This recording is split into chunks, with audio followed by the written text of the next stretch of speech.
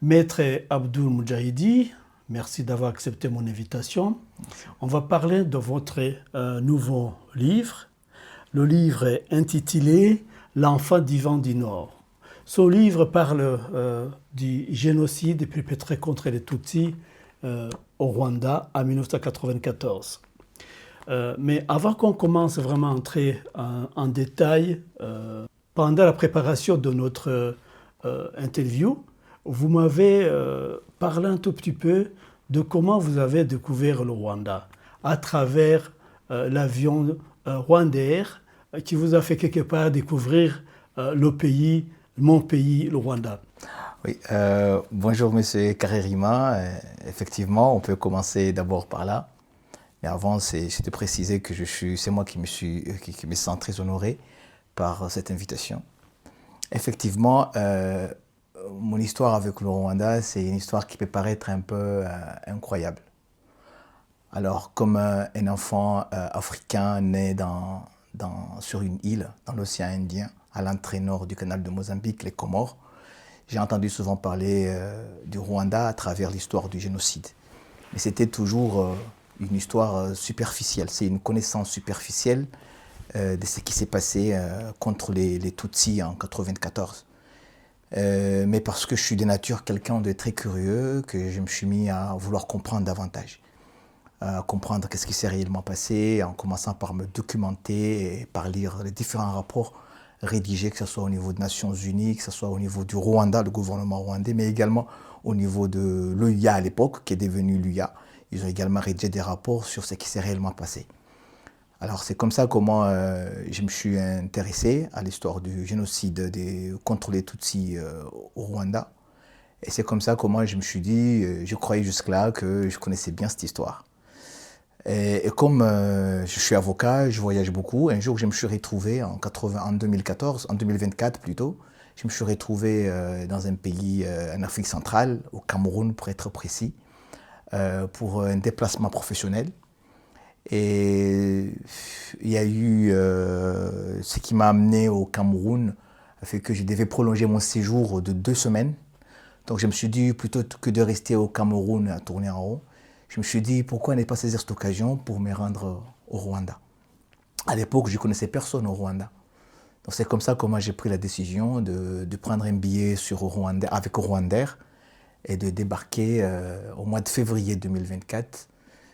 C'était, je pense, le 8, débarquer au Rwanda pour la première fois. Je suis arrivé au Rwanda et c'est comme ça comment Rwandair m'a fait découvrir le pays. Voilà. C'était en février 2024. Et depuis, mon histoire avec le Rwanda, c'est une très belle histoire d'amour, en fait. Parce qu'au final, je suis revenu au Rwanda 6 fois. Donc du coup, aujourd'hui, je peux dire que je connais plus ou moins un peu le Rwanda.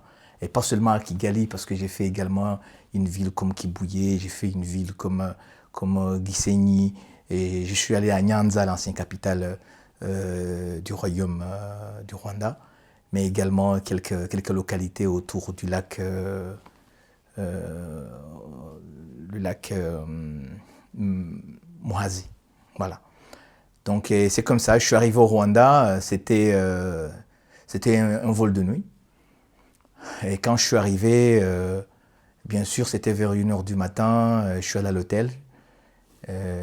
Ensuite, le lendemain, la première chose que j'ai fait, c'est d'appeler quelqu'un pour venir m'amener pour aller visiter le mémorial du génocide à Kigali.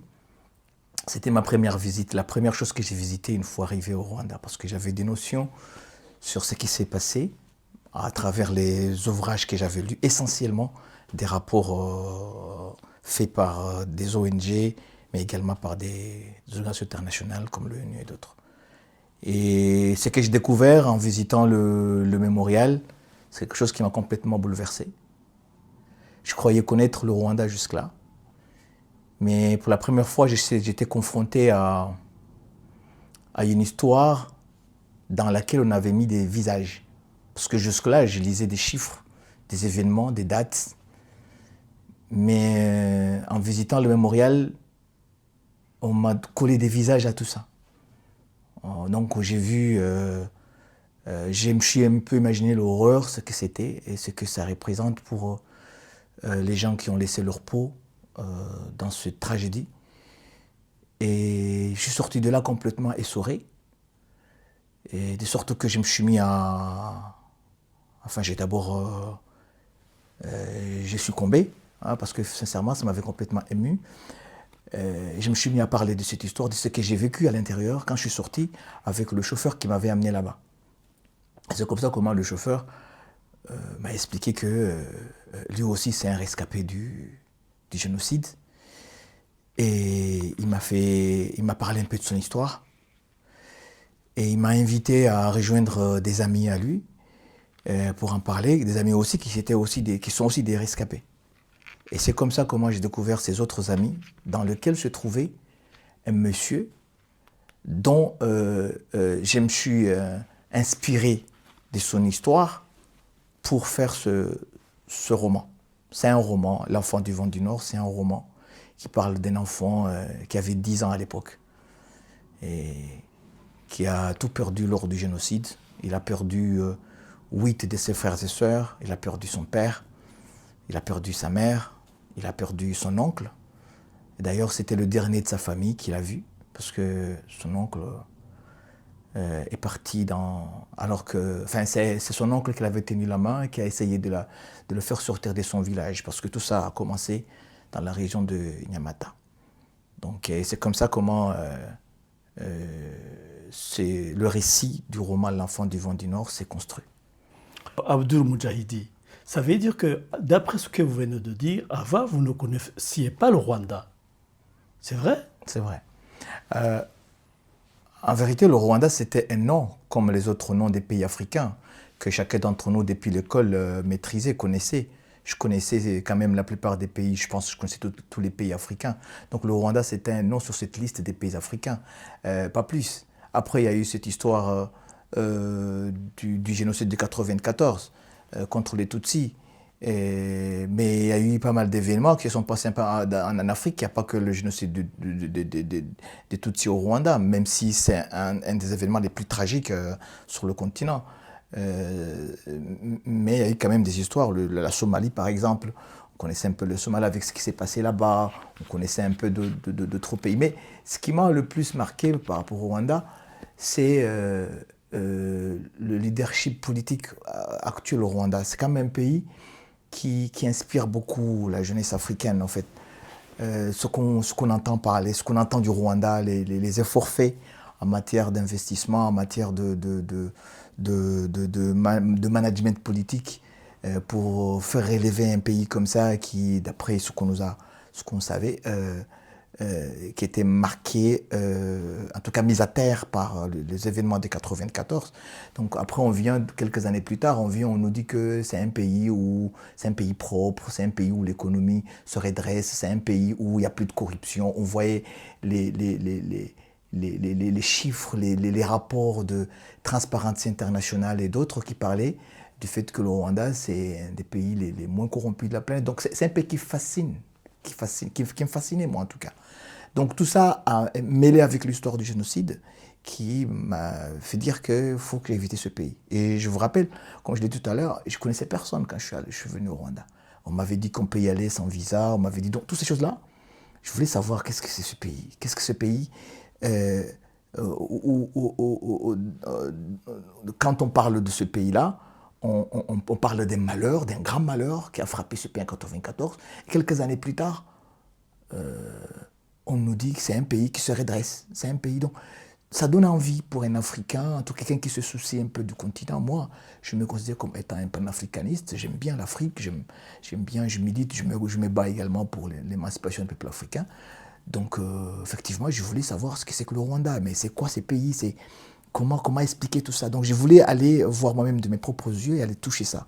Et c'est ce qui m'a également conduit à me rendre au Rwanda. Votre première visite au Rwanda, c'était à Gisozi, au Cité mémorial. Oui. Alors, ce qui m'a le plus marqué, frappé, c'est surtout de me retrouver en face d'histoires réelles. En fait, parce que jusque-là, je connaissais des chiffres, des dates. des événements qui ont été racontés de façon globale. Donc on n'arrivait pas à poser des visages sur ce qui s'est réellement passé.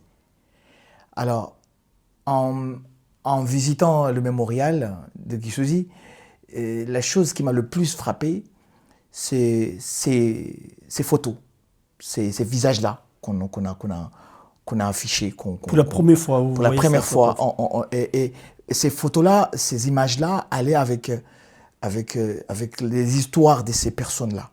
C'est-à-dire, c'est comme si vous vivez en temps réel ce que ces gens-là ont vécu.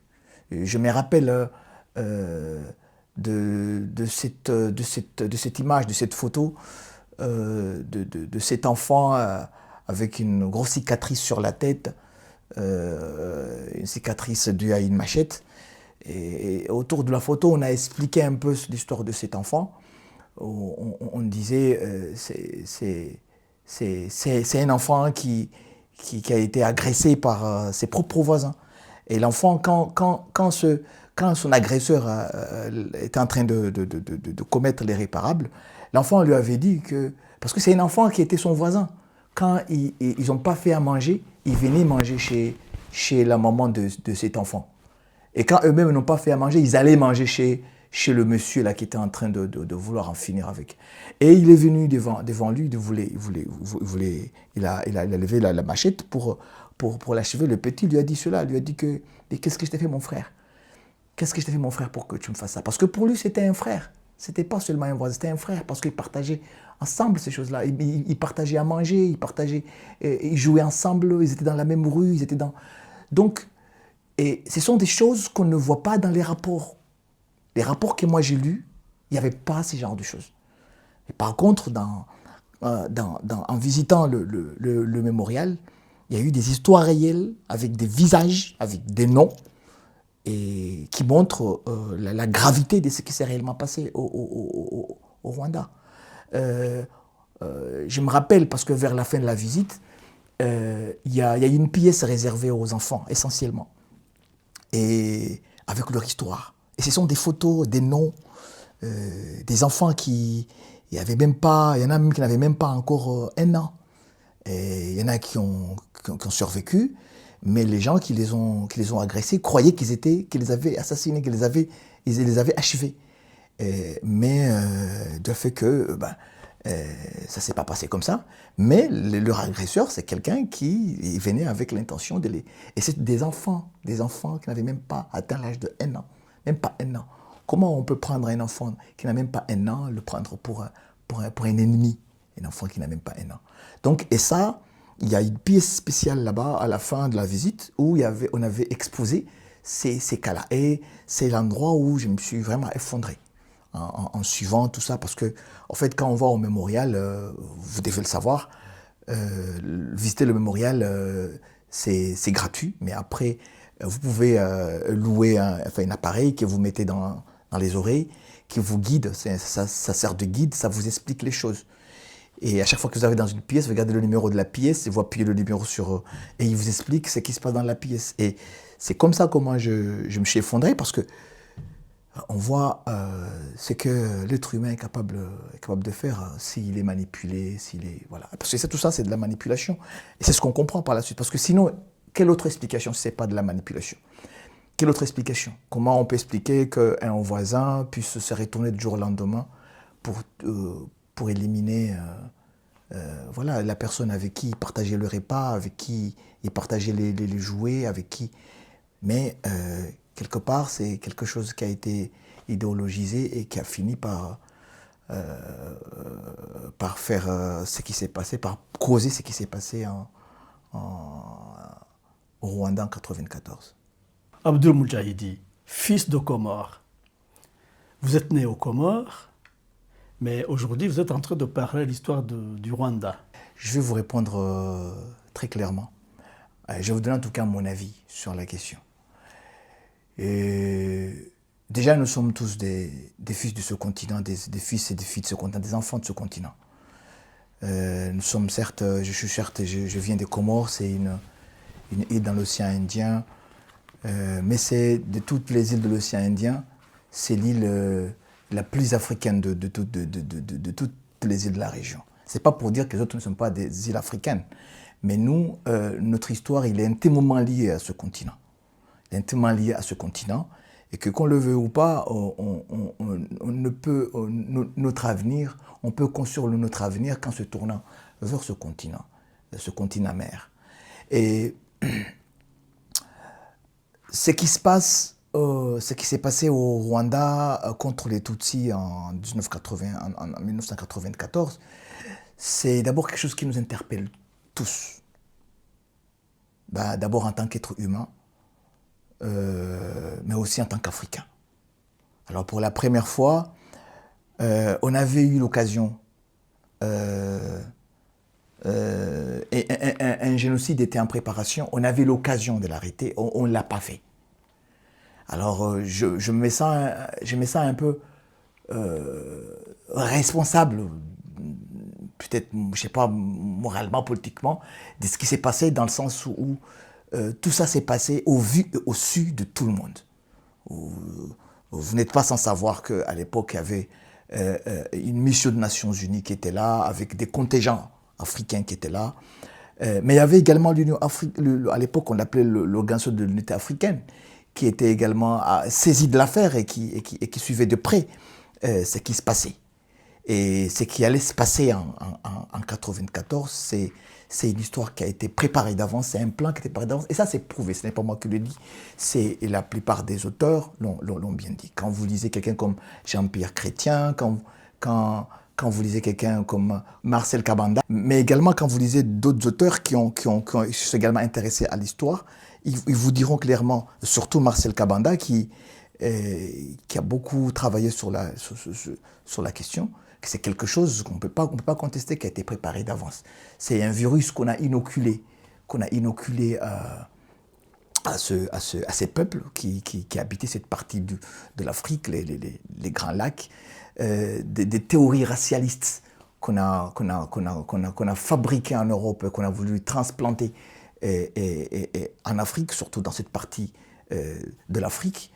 On sait très bien que ce sont des théories qui ont été utilisées en Europe et qui ont donné ce qu'on appelle aujourd'hui l'Holocauste, la chasse aux Juifs. Et c'est la même théorie qu'on a transposée dans cette partie de l'Afrique et qui a mené la catastrophe qui était le génocide de 1994. Donc quelque part, en tant qu'être humain, quelque part en tant qu'Africain, je me sens quelque part l'obligation, à défaut de pouvoir arrêter, anticiper et bloquer ce génocide. On n'a pas pu le faire. Limite, c'est de faire en sorte que, pour que les gens, les âmes qu'on a perdues ce jour-là, enfin pendant ces 100 jours de massacre, ne puissent pas être oubliés. Qu'on continue à parler d'eux, que cette histoire-là, qu'on l'apprenne, que les gens le connaissent. Moi, dans mon pays, les Comores par exemple, c'est un petit pays, certes. On parle souvent on parle de temps en temps du génocide de 1994 au Rwanda, mais il y a trop peu de Comoriens qui ont eu la chance d'aller toucher cette histoire, d'aller comprendre ce qui s'est réellement passé. Là, ceux qui ont fait des efforts, c'est ceux qui connaissent au moins les chiffres, qui connaissent les dates, les références historiques et qui connaissent à peu près les lieux où les massacres ont eu lieu, mais pas plus. Alors, moi, je voulais quelque part apporter ma part, ma petite contribution, ma maigre contribution, en écrivant un ouvrage, un roman, pour justement le faire connaître. Et je pense que le roman est un des meilleurs outils littéraires pour transmettre un message qui frappe, un message qui marque. Parce que j'aurais pu l'écrire comme un essai, mais l'essai, c'est pas la même chose, parce que dans le roman, il y a un récit, il y a une description d'un environnement, il y a une manière aussi d'amener le lecteur à entrer dans l'histoire, à s'identifier à des personnages pour justement capter son attention et le maintenir dans le récit jusqu'au bout. Quelque chose que les essais n'ont pas. Mais les romans, ils ont cette capacité-là. Donc c'est à travers un roman que je voulais, moi, à ma manière, faire connaître cette histoire dans mon pays. Moudjahidi. Qu'est-ce qu'on peut lire dans son livre? Alors, dans ce livre, vous pouvez lire l'histoire, le parcours solitaire de José, son Odyssée. On peut carrément parler d'Odyssée parce que c'est le parcours d'un jeune garçon de 10 ans qui s'est trouvé à la frontière, en tout cas dans la région de Yamata, et dans un village dans la région de Nyamata, pour ceux qui connaissent un peu le Rwanda, et qui s'est retrouvé à l'époque, quand tout a commencé, il était en classe avec ses camarades du village. À l'époque, il ne connaissait pas ce que c'est qu'un Hutu, ce que c'est qu'un Tutsi. En tout cas, à son âge, il n'avait pas encore accès à ces éléments-là. Et qui a vu sa vie complètement bouleversée un beau matin en classe, le 7 avril, c'est-à-dire le lendemain du crash de l'avion d'Abiyarimana, de Juvenal Abiyarimana, et qui s'est retrouvé à devoir courir sans avoir eu l'occasion de dire au revoir à son père, ni à sa mère, ni à ses frères et sœurs qui allaient disparaître par la suite. Et il s'est retrouvé à courir. Dans ce récit, vous allez trouver également, parce que j'ai essayé également d'intégrer une dimension africaine avec les Abazimu, qui sont un peu les ancêtres en Kinyarwanda, le rôle qu'ils jouent dans une société africaine comme la nôtre. Et c'est d'ailleurs par ces ancêtres-là qu'on peut comprendre à peu près ce qui allait s'annoncer, ce qui allait se passer à travers le récit de José, parce que ça s'appelait José. Mais également, c'est à travers des Abazimu également qu'on allait comprendre également, qu'on va comprendre également le rôle que ces entités qui sont des entités, ce sont des éléments qui rentrent dans la dimension spirituelle et religieuse de chez nous, jouent dans la protection de nos sociétés. Donc j'ai également mis là-dedans cette dimension-là qui est une dimension traditionnelle africaine. Dans ce livre également, vous pouvez également lire l'espoir aussi. L'espoir. Vous pouvez également lire l'espoir et surtout comprendre que peut-être c'est ce qui s'est passé au Rwanda, ça s'est passé comme ça parce que peut-être ça devait se passer comme ça. Pour qu'au final, les gens réalisent jusqu'où la bêtise peut faire du mal. Peut-être que ça soit aussi l'occasion pour que les gens qui ont assisté à cela se ressaisissent et comprennent que l'avenir, il est dans l'avenir de l'humanité, l'avenir de nos sociétés, il est dans la culture de la paix, de l'entente, du concorde, et jamais dans la division et dans les schémas identitaires. Donc, dans cet ouvrage, il y a un peu de tout ça. Il y a un peu de ce récit, il y a un peu de cette dimension africaine, mais il y a aussi cette résilience dont nous avons tous besoin et dont José a fait preuve pour justement cheminer dans le récit. Je n'ai pas envie de donner beaucoup plus de détails parce que j'aurais aimé que les gens se doutent du livre et lisent effectivement. Et si je me mets à tout dire, finalement, les gens n'auront pas intérêt à aller... Et pourtant, je ne pourrais jamais mieux raconter cette histoire ici que dans le roman. C'est parce qu'avec l'écriture, c'est plus facile, c'est plus fluide que devant une caméra. Voilà, c'est tout ça qu'ils pouvaient trouver dans le récit de José. Tout ça face le mal de l'histoire. Oui, c'est clair que dans cette histoire, il y a beaucoup d'enseignements qu'on pourrait tirer. pourrait dire que l'être humain est capable du bien, mais au même moment, il est capable du pire. Et que nous devons en permanence garder ça en tête, ne jamais l'oublier. Qu'il suffit d'une phrase, il suffit d'une simple ambition pour chavirer l'avenir de tout un peuple. Et c'est ce qui s'est passé avec cette histoire, c'est ce qui s'est passé avec ce garçon qui malheureusement n'allait pas connaître la paix dont elle devait connaître normalement toute sa vie, parce qu'un enfant n'est pas censé connaître ces choses-là, ces choses horribles. Alors il connaîtra la paix plus tard, mais ce sera juste la paix parce que dans le pays, peut-être les massacres ont cessé.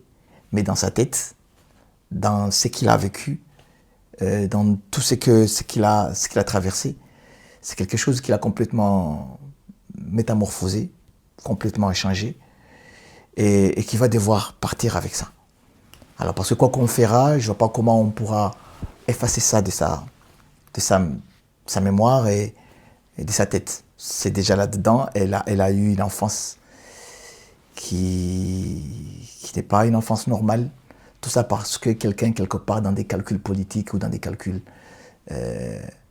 a eu l'idée de se servir des histoires raciales juste pour faire du mal. Et ce qui fait le plus, quand même, ce qui rend l'histoire du génocide des Tutsis au Rwanda un peu particulier, c'est que on se dit, quand on regarde, quand on lit les ouvrages, pas les rapports, c'est essentiellement les ouvrages, les témoignages, mais surtout les ouvrages des historiens, comme Kabanda par exemple, on comprend davantage les choses. On dit comment on est capable, l'être humain est capable de fabriquer des histoires, inventer des choses, et les inculquer pendant des années et des siècles à un peuple, pour que des années plus tard, d'autres s'en servent pour détruire toute une population, tout un peuple, tout un pays. Parce que c'est un peu ce qui s'est réellement passé avec le Rwanda. Quand on veut suivre ce que disent les historiens, c'est exactement ça. C'est qu'on a créé les histoires de Hutu, de Tutsi. C'est des histoires qu'on a créées. Moi, j'étais surpris quand je suis arrivé au Rwanda, que je découvre qu'au Rwanda, on parle la même langue. Il n'y a pas de langue. C'est la même culture. Ils se marient de la même façon. Il n'y a rien. C'est une société patrilinéaire. Et pourtant, on a inventé, des gens sont venus d'ailleurs, ils ont inventé des histoires de race, en venant dire que oui, vous ne venez pas, vous n'êtes pas d'ici, vous êtes une ethnie allogène, vous n'êtes pas d'ici, vous êtes venus plus tard, vous êtes des envahisseurs, vous êtes alors qu'en vérité, ce n'était que des classes sociales. On a fait des classes sociales, on a transformé des classes sociales, on les a transformées en races pour justement commettre l'irréparable. C'est ça ce qui est dommage et ce qui est très triste dans l'histoire du Rwanda. Pour mieux régner. Pour mieux régner. Parce que derrière tout ça, c'est ça. Derrière, c'est de la manipulation. Je parlé tout à l'heure de manipulation. Ce qui est derrière, l'idée, c'était de faire en sorte que... de garder une mainmise sur la politique. Et on n'a pas trouvé mieux à faire que de manipuler les gens, d'instrumentaliser des histoires qui n'ont ni tête ni queue. Et surtout d'aller surfer dans l'imaginaire colonial, parce que c'est ça ce qui s'est passé. Moi, récemment, lors de ma dernière visite à Addis Abeba, j'ai visité le siège de l'Union africaine, et il y avait un mur à l'Union africaine, au siège de l'Union africaine, où on affichait les noms, on avait mis les noms, les photos des premiers, des pères des indépendances. Et j'ai regardé quand je suis arrivé, j'ai pas trouvé le Rwanda. Alors, au départ, je m'étais dit que peut-être parce que le Rwanda, estime que, en tout cas, ce n'est pas une indépendance. Le Rwanda a toujours été un pays indépendant. Parce que quand on lit l'histoire, on voit aussi que le royaume a survécu à la colonisation. C'est pas comme si on avait remplacé le roi, on avait mis quelqu'un d'autre à la place. Donc pendant toute la présence des Belges et des Allemands, le roi était toujours là. Alors c'est plus tard, à partir de 59, que je pense un peu avant, 57, je sais pas, où quand le roi est décédé, on a décidé de virer dans autre chose. Mais dans tous les cas, l'État rwandais a toujours été incarné. Donc je me disais que c'était ça la raison. Abdul, vous participez même dans la vie, je ne dirais pas de tous les jours, mais dans la vie de ce rescapé, José, ses amis que vous avez connus. Comme je l'ai dit tout à l'heure, que je me sens comme un fils du Rwanda, il y a quelque chose qui me... J'ai connu le Rwanda à travers, bien sûr, le côté soft power de ce pays qui marche bien, mais j'ai également dit c'est aussi au contact de cette histoire macabre que le génocide des Tutsis en 1994.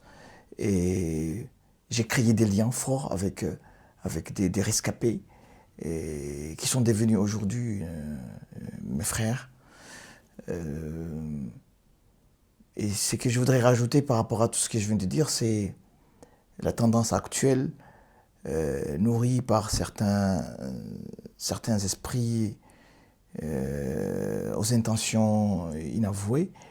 Il y en a qui l'avouent même de ces intentions-là, qui consiste aujourd'hui à nier ce qui s'est passé en 1994, qui essaie de faire croire qu'il n'y a pas eu génocide.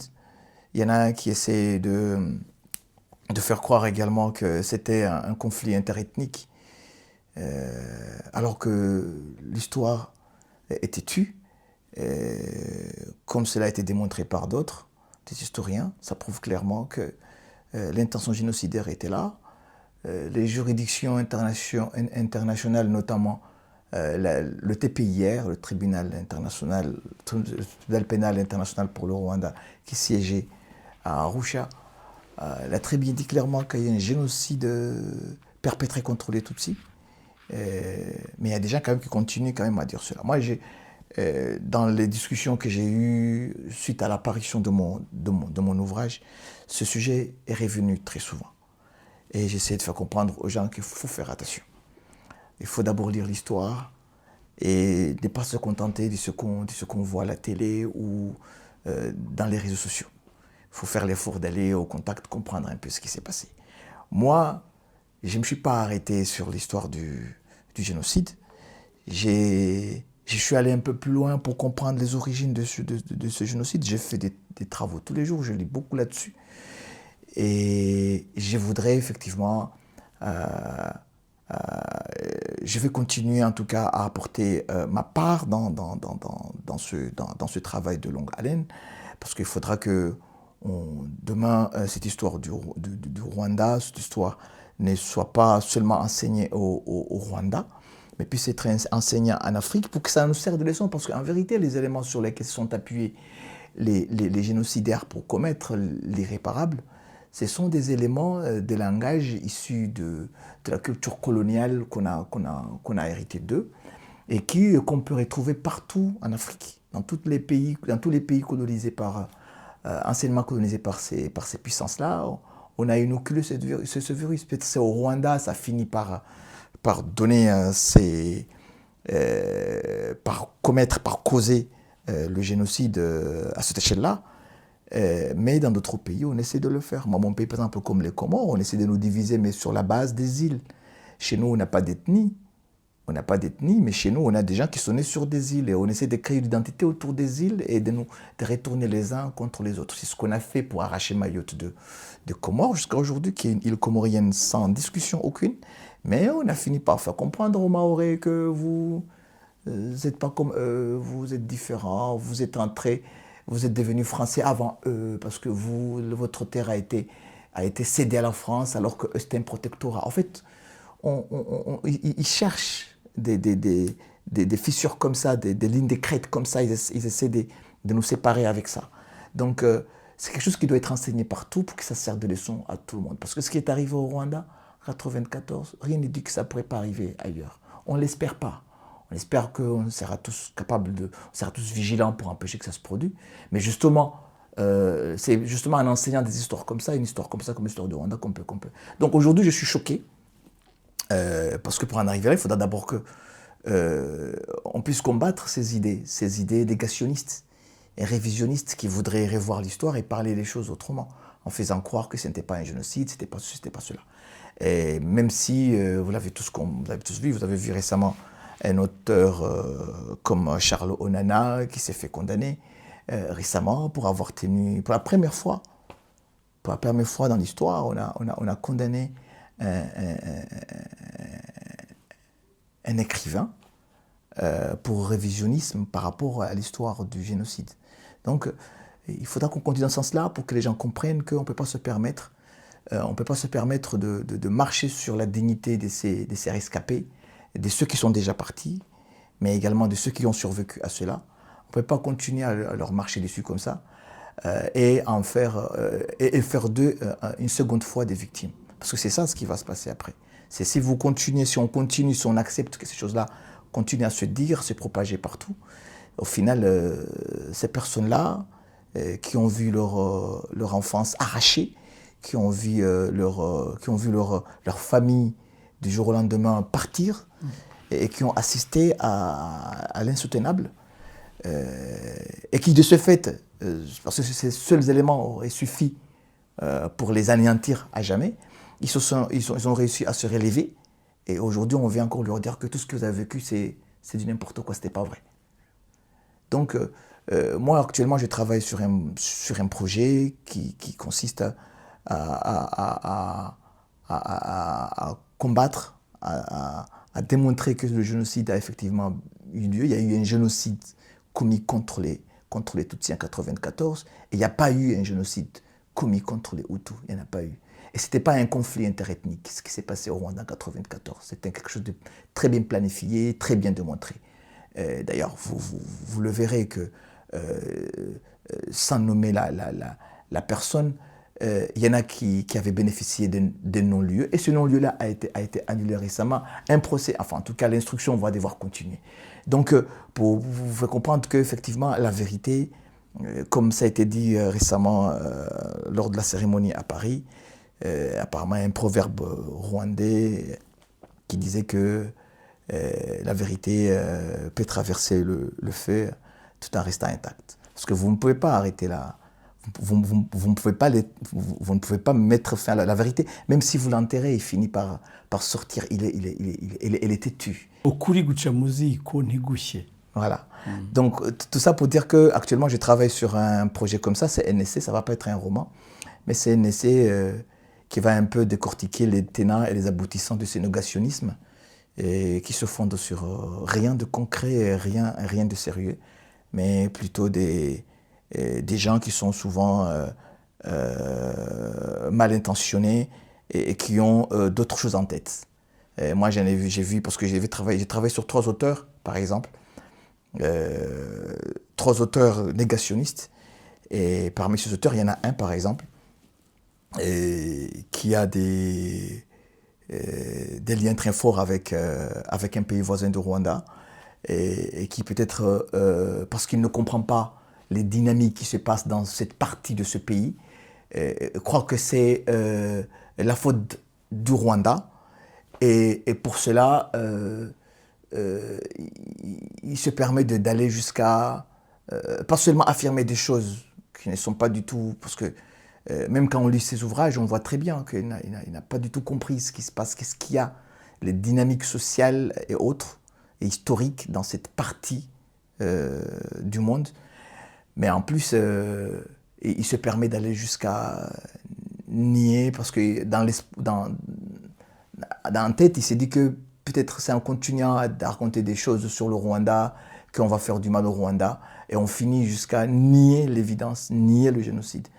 Et à dire des bêtises du genre que le génocide, ça a commencé avec le 7 avril 1994, alors que c'est pas comme ça. Déjà, il nie que c'est pas, il dit que c'est pas un génocide, mais il dit plutôt c'est plutôt quelque chose qui a été provoqué exprès par les autorités actuelles du Rwanda pour tout ça en s'appuyant uniquement sur une espèce de haine qu'il développe par rapport à un pays. Tout ça parce qu'il estime que, soi-disant, le Rwanda serait quelque part dans un autre pays, alors qu'en vérité, et ça je le répéterai, je l'ai bien écrit dans mon essai, dans ses ouvrages, nulle part il arrive à démontrer, en tout cas à expliquer les dynamiques sociales et historiques dans cette partie de l'Afrique, les Grands Lacs. Et ce sont des dynamiques qui sont très complexes et qu'il faut prendre le temps de lire, chercher ceux qui ont travaillé la matière. Moi, je ne suis pas spécialiste de ces questions-là, mais je prends la peine de lire en tout cas l'histoire de cette partie de l'Afrique. C'est une histoire qui est assez intéressante, hein, l'histoire des Grands Lacs. Et je ne sais pas si les gens le savent, mais c'est une des rares parties de l'Afrique qui n'a pas été touchée par l'esclavage. Tout ça parce qu'il y avait des grands royaumes qui étaient là, qui ont su protéger leur population. Alors rien que ça devrait nous faire intéresser ces pays-là, que ce soit le Rwanda, le Burundi, le Congo, la Tanzanie, bon, enfin c'est surtout le Rwanda, le Burundi, ces pays-là essentiellement. Ça devrait nous intéresser. Parce que l'Ouganda, voilà, également. Parce qu'on devait déjà comprendre qu'est-ce qui s'est passé, qu'est-ce qui a fait que ces gens-là ont pu tenir tête aux esclavagistes. Et c'est en comprenant ce qui s'est passé qu'on saura se protéger demain de tous les prédateurs qui seront intéressés par notre continent. Parce que ça ne va pas s'arrêter, ils vont encore revenir. Ils sont venus la première fois pour nous esclavagiser, ils sont revenus une deuxième fois pour nous coloniser, et là, ils sont encore là, mais plutôt en nous parlant plutôt de coopération et d'aide, alors qu'en vérité, ils continuent à nous piller. Et avec ce qui se passe aujourd'hui dans le monde, on sait très bien que la géopolitique mondiale est en plein bouleversement, et que peut-être il y en a qui seront tentés encore de revenir. Donc c'est en étudiant, en comprenant ce qui s'est réellement passé dans cette partie de l'Afrique et qui a fait qu'ils ont su se protéger de ces esclavagistes que peut-être en s'appuyant sur leur expérience qu'on pourra peut-être nous protéger demain de ceux qui nous ont laissés sans nous laisser et qui reviendront forcément. Abdul, vous êtes né aux Comores. Comment vous vous êtes retrouvé dans cette histoire du Rwanda? C'est simple que, d'abord, je suis aux Comores. Le Comores, c'est un pays africain. C'est vrai, c'est une archipel, c'est des îles, mais nous sommes des Africains et en plus, on est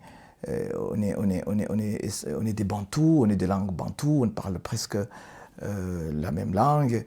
Et ce qui se passe chez le voisin, même si parce que nous sommes une île, qu'est-ce qui se passe sur le continent ne nous intéresse pas. Un peuple comme le peuple rwandais, c'est un peuple qui est très proche de nous sur pas mal de choses, sur le plan culturel. Vous serez étonné si je vous disais qu'un jour je suis entré dans un magasin au Rwanda et en sortant, je suis allé à la caisse, quelqu'un m'a parlé et il a voulu me demander, enfin il voulait me dire ce que je dois payer. Et il a parlé de 150. Et 150, il l'a dit en Kinyarwanda.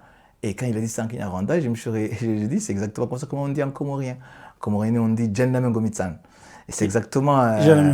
voilà, donc en rwandais. Donc pour vous dire que on n'est pas si loin que ça, on est très proche. Et pour le cas du Rwanda, c'est quelque chose qui m'a toujours... c'est un pays qui m'a toujours fasciné, au-delà de l'histoire du génocide. Cette capacité de résilience, cette capacité qu'a eu le peuple rwandais, malgré ce qui s'est passé, de se relever et de devenir aujourd'hui une des économies les plus compétitives de la région, les plus dynamiques. Aujourd'hui, la croissance mondiale, elle s'appuie sur l'Afrique. C'est l'Afrique aujourd'hui qui fait une grande croissance, qui fait un taux de croissance qui est très élevé économiquement. C'est l'Afrique. Et ce n'est pas toute l'Afrique, c'est essentiellement l'Afrique de l'Est. Et c'est essentiellement, l'Afrique de l'Est, là en question, c'est essentiellement un pays comme le Rwanda, comme l'Éthiopie, comme la Tanzanie. Donc c'est un pays qui étonne, qui nous étonne, qui nous impressionne en fait. Et on a tous envie de savoir ce que c'est que ce pays. Donc tout ça m'a amené à aller au contact de ce pays. J'ai effectué un voyage dans ce pays. C'était la première fois que je suis allé au Rwanda, c'était en février 2024. Et aujourd'hui, je peux dire que j'ai déjà fait le Rwanda 6 fois. J'y reviens à chaque fois. C'est un endroit où la première fois que je suis allé là-bas, je ne connaissais personne. Aujourd'hui, j'ai toute une famille, j'ai des amis, des gens que j'ai. Et bien voilà, je me sens toujours chez moi au Rwanda. Je ne me sens jamais à l'étranger au Rwanda. Merci pour avoir accepté mon invitation et à très vite pour le nouveau livre. Nouveau livre. Oui, c'est moi également. Permettez-moi aussi de vous remercier de m'avoir invité. C'était un honneur pour moi de me retrouver là avec vous. Parce que je vois tout ce que vous faites comme travail par rapport comme travail de mémoire par rapport au génocide contre les Tutsis de 1994. Donc je trouve que c'est un travail noble, que nous devons tous encourager cela. Donc m'inviter, venir échanger avec vous sur cette question est un honneur pour moi. Merci beaucoup. Merci.